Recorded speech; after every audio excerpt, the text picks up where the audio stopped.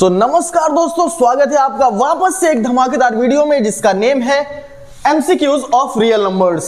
I am your friend and guide Yogesh Shukla और आज हम यहां पर कवर करने वाले हैं रियल नंबर्स के मोस्ट इंपॉर्टेंट एमसीक्यूज जो आपके एग्जाम में आ सकते हैं। तो चलिए हम सब वापस से बात करते हैं इस चैप्टर की। तो इस चैप्टर का रिवीजन हम लोग पहले भी कर चुके हैं और आज यहां पर हम इन क्वेश्चंस को करने वाले हैं। तो सबसे पहले हमारे साथ कॉपी और पेन लेकर के बैठिए और हमारे साथ ही इन सारे के सारे क्वेश्चंस को सॉल्व करते चलिए। मोस्टली अगर हम एमसीक्यू की बात करते हैं तो एमसीक्यू हमारे पास रियल नंबर से आता ही आता है। हर साल का ये पैटर्न है। आप कोई भी सैंपल पेपर उठा सकते हो या फिर प्रीवियस ईयर क्वेश्चन उठा सकते हो। चलिए अगर हम बात करते हैं फर्स्ट नंबर क्वेश्चन की, तो क्या कहता है आपसे first number question? First number question आपसे कहता है the decimal expression of the rational number. यहां पर जो नंबर लिखा हुआ है actually that is 33/2 to the power 2 into 5 और यहां पर आपको इसका डेसिमल एक्सपेंशन बताना है। अगर हम इसका डिनोमिनेटर देखें तो क्या हो जाएगा? ये हो जाएगा 33/2 2 4 into 5 और ये सॉल्व होके हो गया 33/20। आप चाहो तो डायरेक्ट भी डिवाइड 3.3/2 को डिवाइड करा सकते हो या फिर बाई चांस आपको नहीं पता तो 20 से 33 को डिवाइड कराइए। 21 जा ये हो गया 20, आपके पास बचा 13। अब 13 तो 20 से छोटा है, पॉइंट लगाया, 0 बढ़ाया, 26 जा 120। अब क्या हो गया? ये हो गया 10 हो गया, वापस से 0 लगा दिया, 25 जा 100। अब आप बताओ डेसिमल के बाद कहां तक एक्सपेंशन है? 2 डिजिट्स। कहीं दिख रहा है? Yes, option number B, 2 decimal places. तो फर्स्ट नंबर क्वेश्चन का जो करेक्ट ऑप्शन होगा वो हो जाएगा ऑप्शन नंबर बी। अगर हम यहां पर बात करें नेक्स्ट क्वेश्चन की, नेक्स्ट क्वेश्चन हमारे लिए सेकंड नंबर है। सेकंड नंबर क्वेश्चन क्या कहता है आपसे? सेकंड नंबर क्वेश्चन आपसे कहता है for some integer m every odd integer in the form of. तो देखिए ऑड इंटीजर की बात की जा रही है। ऐसे क्वेश्चंस में बच्चे कंफ्यूज होते हैं, लेकिन कंफ्यूज नहीं होना है। क्यों? यहां पर आपसे ऑड इंटीजर के लिए कहा गया है m तो किसी भी इंटीजर को रिप्रेजेंट कर सकता है, ऑड भी हो सकता है, इवन भी हो सकता है। 2m तो सिर्फ और सिर्फ इवन को ही रिप्रेजेंट करेगा, क्योंकि कोई भी नंबर होगा अगर आप उसमें 2 का मल्टीप्लिकेशन करा देते हो तो वो कैसा हो जाएगा? वो आपके लिए इवन नंबर हो जाएगा।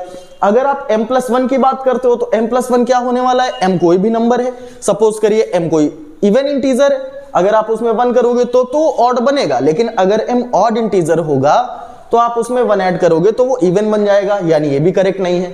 2m+1, 2m क्या हो गया? इवन में +1 ऐड करोगे तो क्या हो जाएगा? ऑड। तो यहां पर ऑड नंबर के लिए जो करेक्ट ऑप्शन होगा वो हो जाएगा option number D, that is 2m+1। Clear? बिल्कुल समझ में आ गया होगा ये क्वेश्चन और ऐसे ही क्वेश्चन एग्जाम में पूछे जाते हैं। चलिए नेक्स्ट क्वेश्चन की तरफ चलते हैं, थर्ड नंबर। अगर हम थर्ड नंबर की बात करें स्टूडेंट्स तो यहां पर देखिए, यहां पर आपको क्वेश्चन में क्या पूछा गया है? आपसे क्वेश्चन में पूछा गया है if 2 positive integers a and b are written as the value of a is p³ q² and b is p/q³ और यहां पर आपसे कहा गया है the HCF of a and b। HCF, अगर हम HCF की बात करें हाईएस्ट कॉमन फैक्टर, तो यहां पर हमें वो सारे के सारे फैक्टर्स लेने होते हैं जो दोनों में एग्जिस्ट करते हो। तो यहां पर लिखा हुआ है p³, यहां पर लिखा हुआ है p। अगर हम HCF of a and b की बात करें, हाईएस्ट कॉमन हमें क्या मिलेगा? p मिलेगा। जब हम q² q³ की बात करेंगे तो हमें हाईएस्ट कॉमन क्या मिलेगा? स्क्वायर मिलेगा। यहां से हमारे पास जो HCF की वैल्यू आ जाती है ये आ जाती है p/q²। डन, p/q², ये हो गया आपके लिए option number B, that is p/q²। Clear? Third number question का जो करेक्ट ऑप्शन होगा वो हो जाएगा बी पार्ट। चलिए फोर्थ नंबर क्वेश्चन की तरफ मूव करेंगे। फोर्थ नंबर क्वेश्चन देखिए, फोर्थ नंबर क्वेश्चन में यहां पर आपको बताना है कि the product of a non zero number and an irrational number is always irrational, always rational, rational और इरेशनल या फिर 1।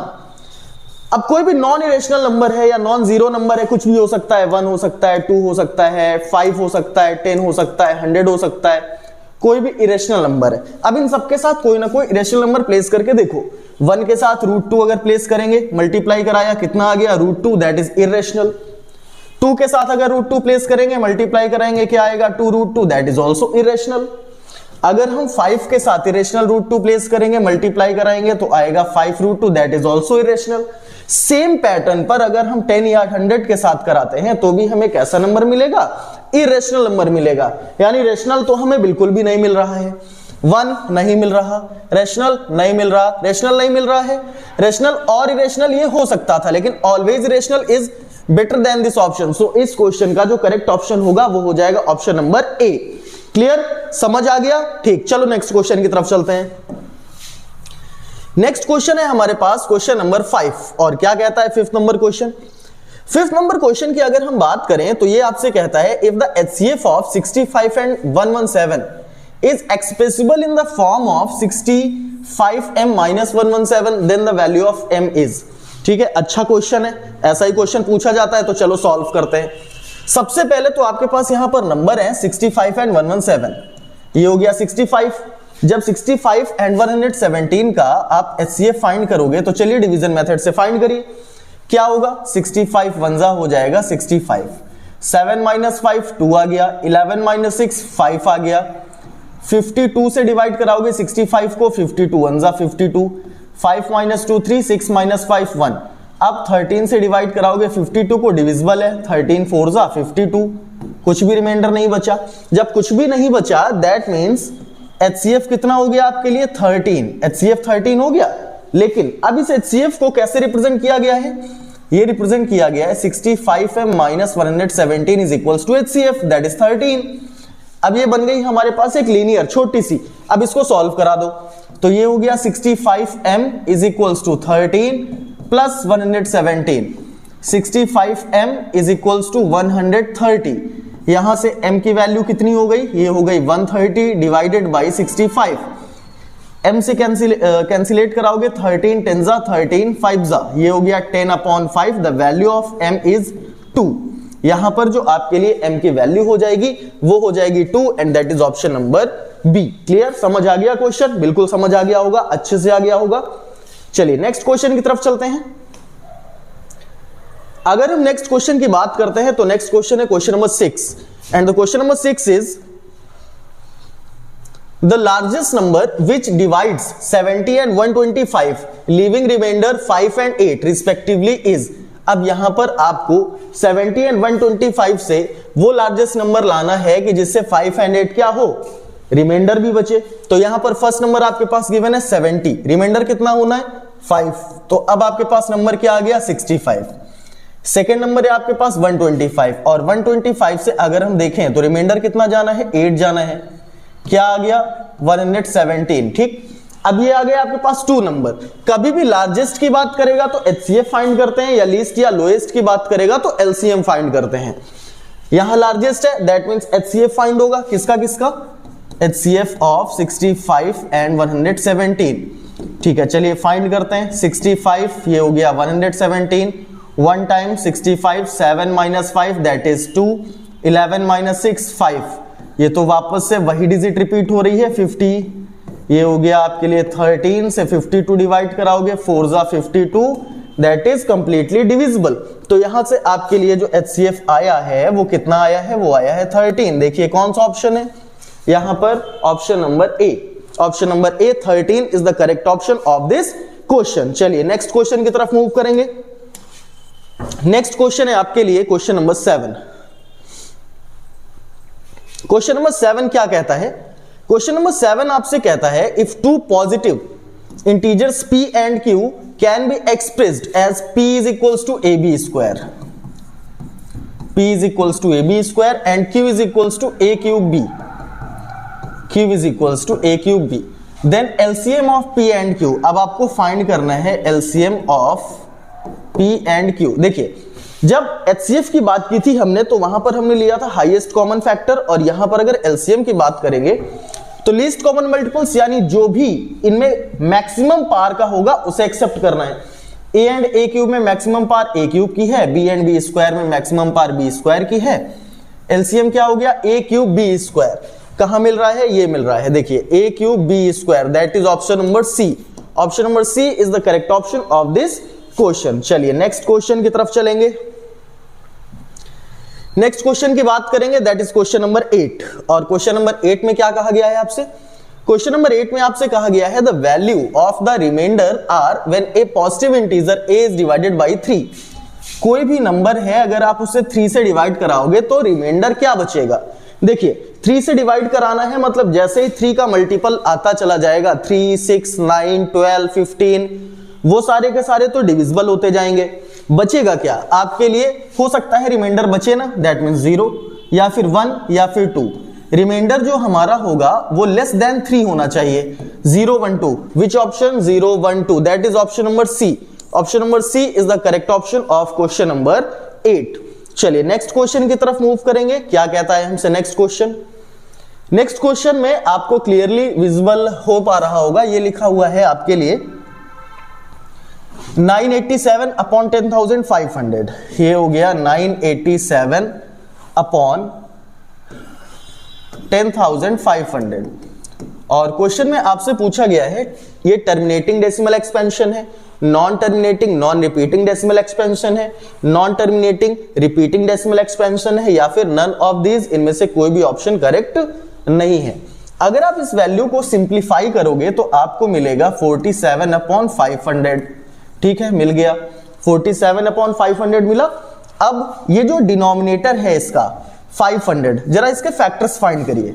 500 के अगर आप फैक्टर्स फाइंड करेंगे, सबसे पहले 2 से डिवाइड कराइए, ये आ गया आपके लिए 250, देन अगेन डिविजिबल बाय 2, ये हो गया आपके लिए 125, देन 5 ये हो गया 25, देन 5 ये हो गया 5, देन 5 ये हो गया 1।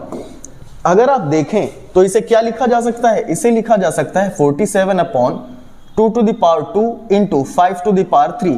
आप देख रहे होंगे कि इसके factor in the form of 2 and 5 हैं, और अगर किसी भी डिनोमिनेटर के factors in the form of 2 and 5 होंगे तो वो कैसा होगा, टर्मिनेटिंग। कैसा होगा, टर्मिनेटिंग डेसिमल एक्सपेंशन होगा। तो इस क्वेश्चन का जो करेक्ट ऑप्शन होगा वो हो जाएगा option number A.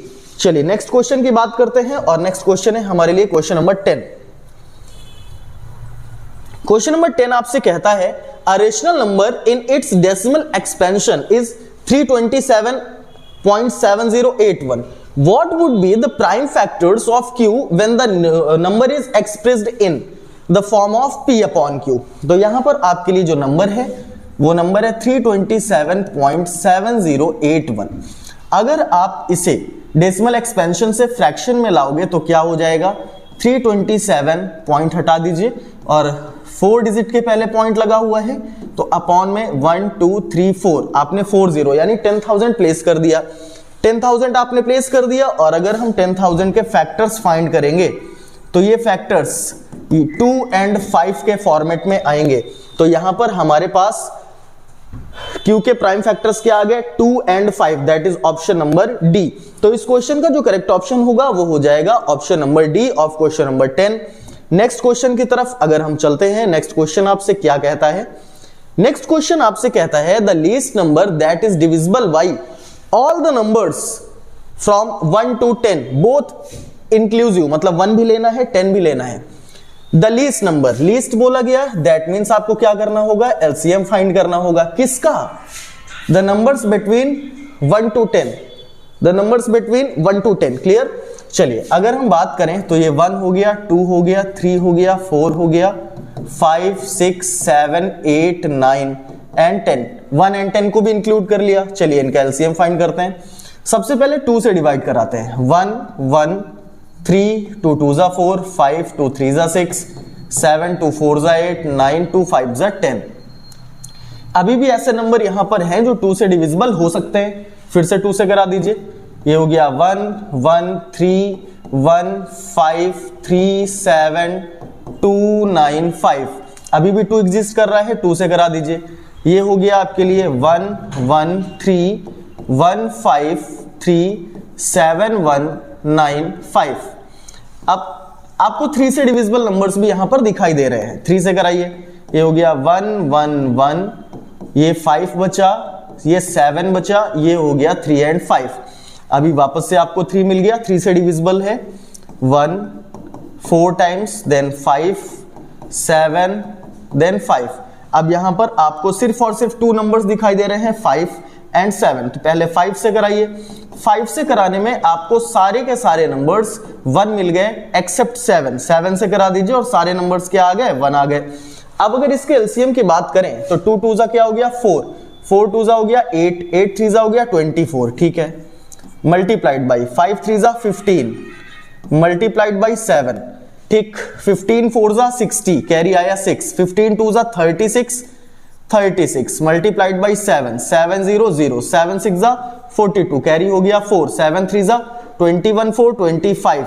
The answer is 2520। कौन सा ऑप्शन मैच हो रहा है, that is option number D. Option number D 2520 is the correct option of this question. चलिए नेक्स्ट क्वेश्चन की तरफ चलेंगे। नेक्स्ट क्वेश्चन है हमारे पास n square minus 1 is divisible by 8 if n is. अब ऐसे क्वेश्चन बच्चों को नॉर्मली हार्ड लगते हैं कि सर कैसे आप पता करेंगे क्या है, तो इसका जो आंसर है ना वो आप ऑप्शन से ही निकालिए। क्या लिखा हुआ है, लिखा हुआ n इंटीजर, तो कोई भी इंटीजर हो क्या वो n स्क्वायर माइनस 1 की कंडीशन में 8 से डिविजिबल होगा, कोई जरूरी नहीं है। फिर उसके बाद अननेचुरल नंबर, ऐसा भी जरूरी नहीं है। एन इवन नंबर, ऐसा भी जरूरी नहीं है। लेकिन अगर हम बात करें an odd integer greater than 1 की, ठीक, यहां पर वैल्यूज प्लेस करिए। An odd integer greater than 1, तो 1 के बाद कौन सा ऑड नंबर आएगा, 3 आएगा। फिर कौन सा आएगा, 5 आएगा। फिर कौन सा आएगा, 7 आएगा। ऐसे ही कैरी ऑन जो चलते चले जाएंगे। एन स्क्वायर माइनस 1, एन की जगह 3, तो ये हो गया 3 square minus 1, that is 9 minus 1 8, 8 is divisible by 8। अगर हम 5 की बात करते हैं तो ये हो गया 5 square minus 1, that is 25 minus 1 24, it is also divisible by 8। अगर हम बात करते हैं 7 की, 7 square minus 1, that is 49 minus 1, that is 48। This number is also divisible by 8. So the correct option of this question is option number C, an odd integer greater than 1. In this condition, n square minus 1 is divisible by 8. Okay. चलिए next question की तरफ चलते हैं और बात करते हैं 13 number question की।